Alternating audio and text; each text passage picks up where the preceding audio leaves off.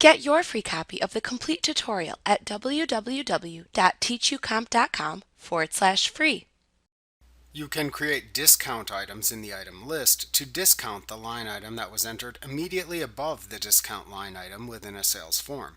If you create a discount and use it in an invoice, it applies the discount to the line item amount directly above it, but not to any other line items previously entered. Therefore, this item is often used in conjunction with the subtotal item in sales forms. For example, you can place the subtotal item underneath a list of line items within an invoice to get a subtotal amount, and then place the discount item under the subtotal item to remove the amount or percentage specified by the discount item from the subtotal.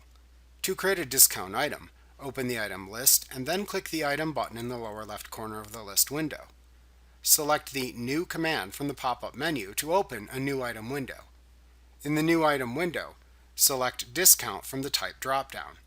Enter a name for the discount into the item name/number field. If the discount is a sub-item of another discount item you have created, then check the Sub-Item of checkbox and select its main discount item from the adjacent drop-down menu. Next, enter a description of the discount to display in sales forms into the Description field. Enter either the percentage or amount of the discount into the Amount or Percent field. You must include the percent symbol if the number you want to enter is a percentage discount. Otherwise, QuickBooks assumes the number entered is a dollar amount. Select the account used to track discount amounts from the Account drop-down. Finally, use the Tax Code drop-down to set whether the discount is taken before or after sales tax is calculated.